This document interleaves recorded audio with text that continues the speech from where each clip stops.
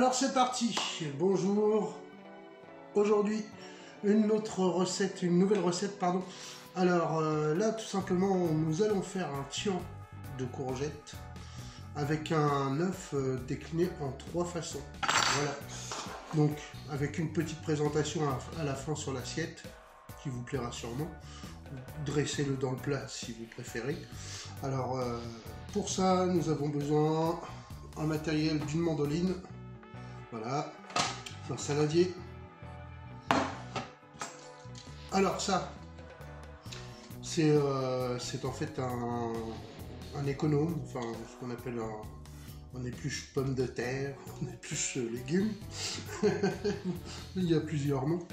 Moi, ce que j'aime bien dans celui-ci, c'est qu'il y a le côté strié, voilà, pour faire des jolies formes sur la première étape, donc éplucher, laver, équeuter les courgettes. Voilà, donc chose faite déjà pour moi. Hein. Donc passer à la mandoline directement. Alors beaucoup utilisent une mandoline avec le protège-main. Et puis beaucoup font comme moi, directement à la main sans mettre le guide. Faites comme vous voulez, c'est vous qui le sentez. Si vous mangez les bouts de doigts, ce sera, voilà, il y aura eu un peu de viande de chair à saucisse dans votre courgette, c'est très bien. Mais moi je l'utilise comme ça, quoi. Voilà. Je le déconseille à ceux qui débutent forcément. Donc j'ai préalablement lavé, équeuté mes deux courgettes. Donc là, ce que je vais faire, tout simplement, je vais les strier, je vais vous faire voir, c'est assez simple. Donc l'appareil, il strie tout seul, enfin l'appareil. Voilà, tout simplement. Ça fait, c'est plus joli. Et ensuite, on passe directement à la mandoline. Donc hop, je vais rester là, puisqu'apparemment vous verrez mieux. Donc, je commence par le côté le plus petit, toujours. J'exerce toujours la même pression. Et vous allez voir, de temps en temps, comme ça penche un peu, vous retournez la courgette pour qu'on ait toujours la même épaisseur. Sinon, vous allez avoir ce qu'on appelle un biseau. Vous avez vu, c'est pas parti droit, ça part légèrement en biseau. Donc, au bout d'un moment, vous allez avoir un bout à la fin qui va être en biseauté et vous allez être embêté pour continuer à... Donc, de temps en temps, la tourner. Voilà. Ça va très vite, hein. Faites super gaffe à ce que vous faites. Voilà. J'ai failli mettre le doigt, mais je ne l'ai pas fait. Alors quand il reste un bout comme ça, vous vous embêtez pas. Hein. Soit vous le faites au couteau, soit vous jetez. Hein. Ensuite, une fois que ça c'est fait, hop, on sale. Généreusement. Parce qu'en fait, on va faire dégorger la courgette. Tout simplement. Pour éviter qu'il y ait trop d'eau dans votre plat. Et pour qu'elle se caramélise un peu plus facilement à la cuisson. Voilà. Donc n'hésitez pas, hein, rajouter. Hop. Une fois que ça c'est fait, on la laisse un quart d'heure, 20 minutes au frais. Et après, on passe au dressage. Non. On passera à une autre étape. Vous verrez. Alors une fois que vos courgettes sont passées un quart d'heure au frais, vous avez dû avoir un dépôt de liquide, donc le jus, hein, c'est de l'eau, vous vous en débarrassez. Et une fois que cette opération-là est faite, donc vous reprenez votre saladier, et là, hop, des épices. Alors, là, en l'occurrence, j'utilise des épices d'Inde.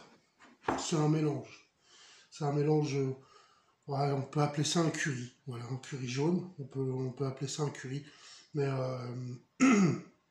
donc voilà, je vais refaire un autre mélange parce que moi je vais mettre en plus un peu de comment ça s'appelle, de piment d'Espelette, voilà, pour la forme, pour le goût, puis pour le piquant, quoi, voilà. Donc une fois que vous avez fait ça, allez, on y va, on travaille un peu les courgettes, voilà, on les frotte bien pour que toutes aient des épices. On aurait pu le faire après, mais je vais vous faire voir pourquoi. en fait. Parce qu'après, on va les badigeonner d'huile d'olive. Et si vous mettez pas, si vous mettez les épices après l'huile d'olive, les épices vont glisser sur l'huile. Elles vont pas s'imprégner. Tandis que là, vous voyez, la courgette est déjà jaune. Une fois que l'huile d'olive va venir se couvrir dessus, c'est la courgette qui va profiter de l'épice et non l'huile. Ça me semble évident, mais pas pour tout le monde. Donc je préfère vous le dire. Voilà. Donc on essaye de faire en sorte que toutes les courgettes reçoivent assez d'épices. Voilà. Par contre, pour le piment d'Espelette, là, je vais en faire exprès de le mettre seulement une fois que le plat est dressé. Parce que sinon, je ne vais pas pouvoir contrôler ce que je vais mettre. Donc voilà. Donc une fois que ça a macéré, voilà, ce qu'on va faire, on va se laver les mains. Alors, une fois les mains lavées, on prend l'huile. Ne rêvez pas, en cuisine, on passe notre temps à se laver les mains. Enfin bref, truc de dingue. Donc on y va. Pas trop, voilà, juste assez, juste ce qu'il faut. Et là, bah, on recommence, hein. On rebadigeonne. Et là, on mélange, on mélange, on mélange. Afin que toutes les courgettes aient bien reçu l'huile d'olive. On y va gaiement, allez.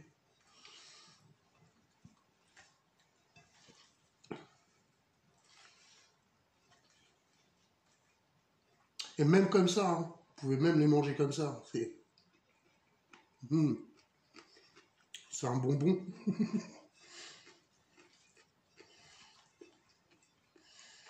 Bon, une fois que le mélange est bien fait,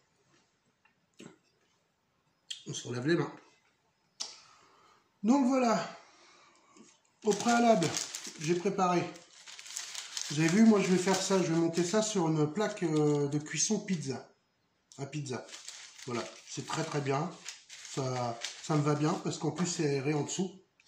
Donc la chaleur va monter vraiment uniformément en haut et en bas. Voilà, c'est une petite astuce. Je recouvre d'une feuille de papier cuisson que j'ai préalablement coupée au diamètre. Et là, tout simplement, je vais faire mon montage. Donc, alors, pour faire le montage, c'est pas bien compliqué. Ce qu'il faut savoir, si vous voulez un montage très harmonieux, là, on va commencer par le centre. Et on va commencer par les plus petites tranches. Et on va les faire tourner dans le sens des aiguilles d'une montre, comme ça. Toujours, pas changer de sens. Qu'à la fin, on n'ait plus que des grosses qui vont se retrouver sur le dessus. Alors forcément, on pourrait faire l'inverse. Ce serait encore plus joli. Mais là, c'est plus simple. Donc, on en met une au milieu, au centre, et on y va. On les fait chevaucher, se chevaucher. Voilà. On alterne les couches. Tout simplement.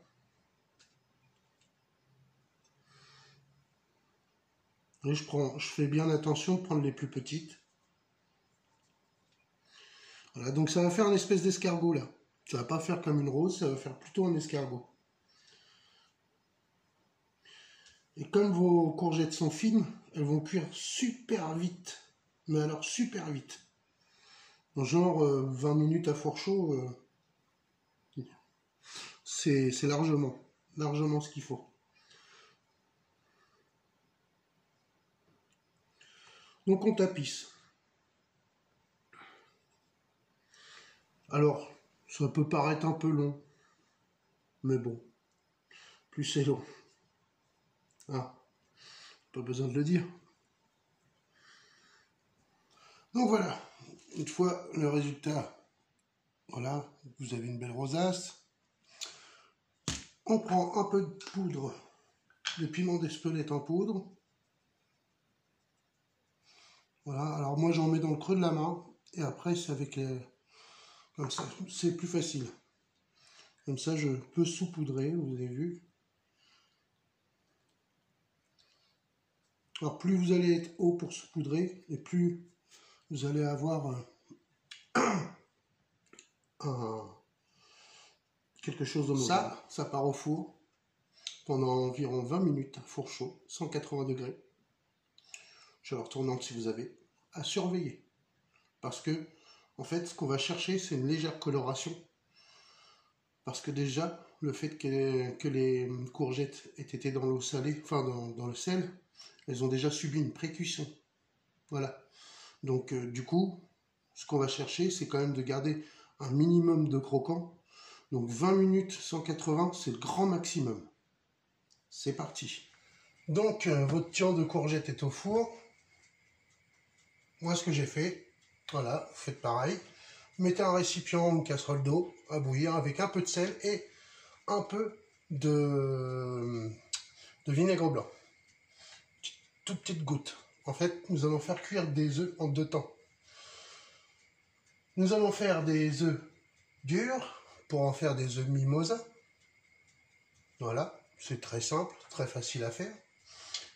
On leur donnera une petite déco. Et des œufs mollets.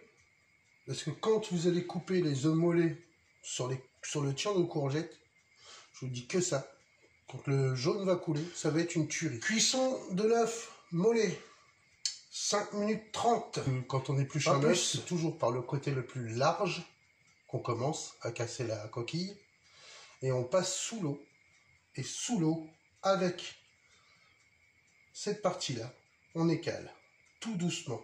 Et quand on peut tirer, on tire d'ailleurs.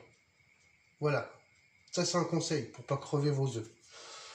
De toute façon, une autre méthode très simple, c'est d'en faire 3 ou 4, si vous en avez besoin de 2. Comme ça, si vous en arrêtez un, vous avez toujours de quoi vous rattraper. Voilà, c'est un conseil que je vous donne, plutôt que de recommencer tout, refaire bouillir l'eau et tout. Donc, 5 minutes 30 maximum pour l'œuf mollet. Et pour l'œuf dur, par contre, ça va être 11 minutes maximum. Bon, alors, vous attendez toujours, hein, mettez pas à froid, parce que sinon, vous ne pouvez pas contrôler votre cuisson. Un œuf, ça ne se cuit jamais à froid. On ne fait pas un départ à froid. Je sais pas qui c'est qui a inventé ça, c'est le... Non, et toujours un chronomètre. Toujours un chronomètre. Donc moi, pendant que je vais le faire, forcément, je vais couper la vidéo pour pouvoir utiliser mon chronomètre qui est en même temps mon portable. Il fait tout ce portable. C'est magnifique, il faut tout maintenant. Donc, je vais donc plonger mes œufs quand l'eau va bouillir, mais je vais pas les plonger comme un barbare. Je vais me faire accompagner. Voilà. Mettre les œufs dans une louche. Tout simplement, les déposer délicatement, la louche, et hop, renverser la louche. Pourquoi?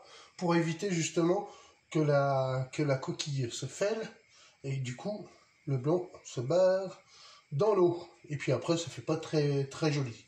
Par contre, après, j'avoue, ce genre d'œuf, ça s'épluche vachement bien. Il est déjà à moitié épluché. Enfin bon, bref. Donc, je vais les plonger une fois que mon eau aura bouilli. Donc je vais poser mes œufs durs et mes œufs mollets en même temps. Parce que à la première sonnerie, 5 minutes 30, hop, j'enlève, je refroidis aussitôt. Et je remettrai à peu près 5 minutes. Les autres, je les laisse pendant encore 5 minutes. Et surtout, à chaque fois que vous cuisez un œuf, il n'y a pas... C'est aussitôt le plonger dans l'eau froide, le faire refroidir aussitôt.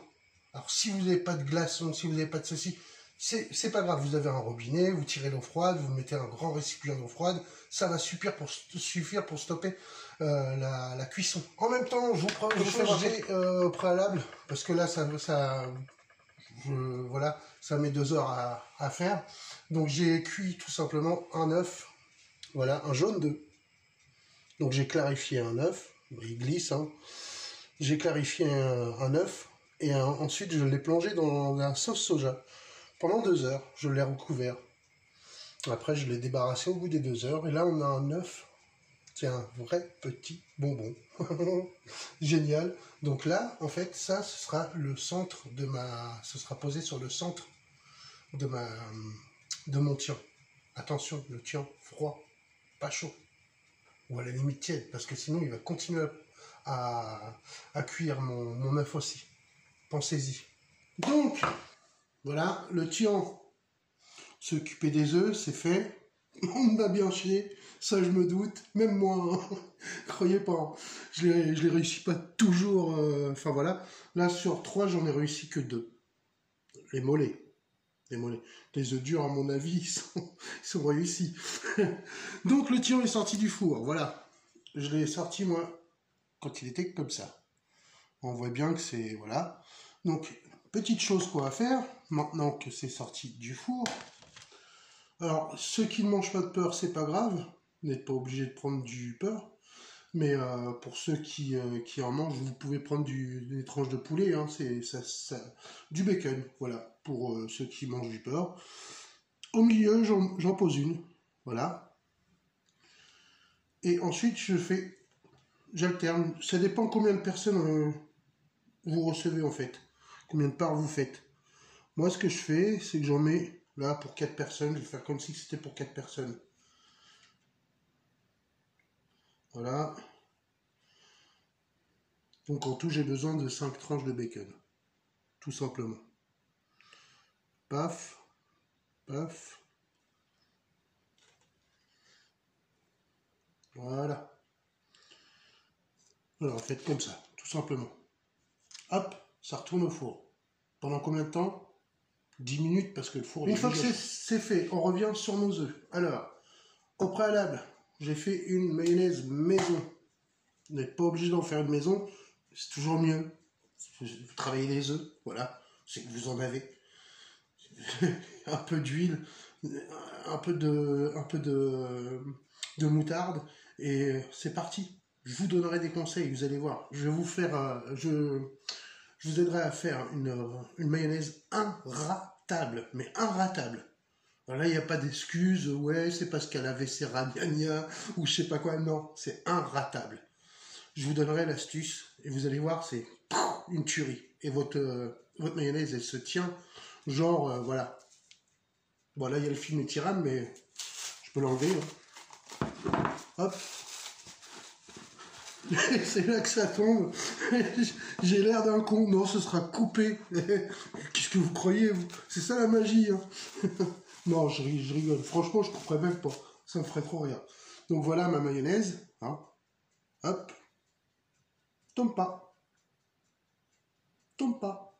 Je vais trop jouer avec le feu quand même. Mais cette mayonnaise-là, je vous apprendrai à la faire. Succulente.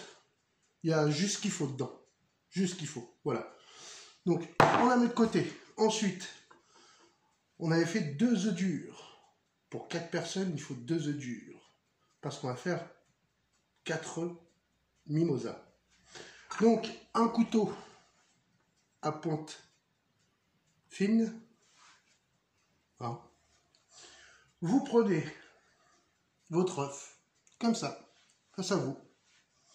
J'espère que je vais arriver. Et hop, vous inclinez votre lame de couteau, pas comme ça, dans l'œuf, mais comme ça. Tac, vous allez jusqu'à la moitié de l'œuf. Et hop, de l'autre côté. Vous refaites un autre... en fait, en quinconce, quoi, finalement. Comme ça. Allez bien jusqu'au fond. Hein. Enfin, pas jusqu'au fond, jusqu'au milieu, jusqu'au centre. C'est une question d'habitude. Voilà, vous faites ça sur tout le tour. Vous essayez de décoller au maximum en tirant, voilà. Et voilà ce que vous obtenez. C'est plutôt joli. Il y en a, ils ont des appareils pour faire ça, c'est bien. C'est tant mieux, je suis content pour eux. Voilà. Ça peut se faire à la main aussi. On n'est pas obligé d'acheter à chaque fois. Vous avez vu, avec un couteau, on arrive à le faire. Bon. Donc là, il va falloir récupérer le cœur. Vous avez vu d'ailleurs? Je crois qu'il est vraiment parfaitement cuit. Ni trop, ni trop peu. Donc il est encore un peu orangé et souple. Donc, l'intérêt, c'est de récupérer la pulpe pour la mélanger à la mayonnaise pour faire l'œuf mimosa.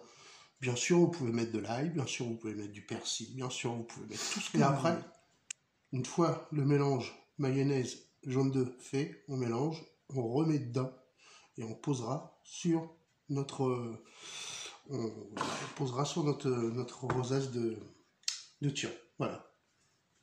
Allez, c'est parti. Soyez toujours délicat.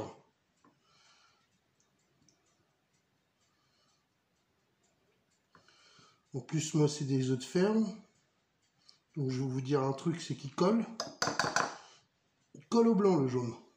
C'est pas comme les œufs industriels, là, où vous bougez à peine le jaune, pouf, il tombe.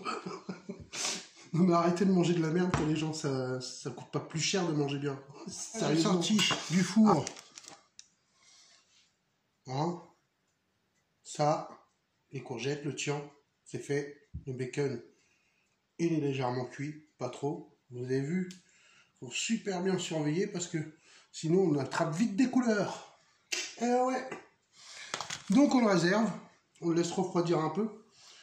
Pendant ce temps-là, j'ai forcément fait mes œufs mimosa, rempli mes œufs mimosa, donc mélanger la pulpe de l'œuf, hein, tout simplement, avec de la mayonnaise, un peu de persil, un peu d'ail, et voilà, tout va bien. Donc ça, c'est pareil, je les réserve. Tant que le thon est chaud, je peux pas les installer dessus. Donc après, il restera plus que le dressage. Donc ça, on fera ça après. Voilà, c'est tout. C'est tout ce qu'il y a.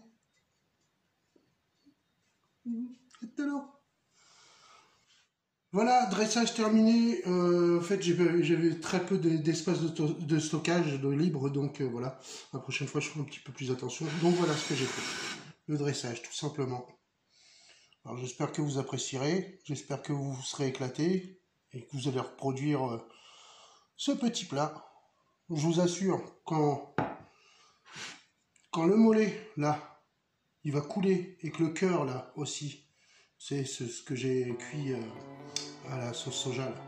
Quand ils vont couler sur le thon et sur le bacon, ça va être une tuerie. Enfin, voilà. Je vous dis bon appétit et puis à bientôt, hein, pour une prochaine recette.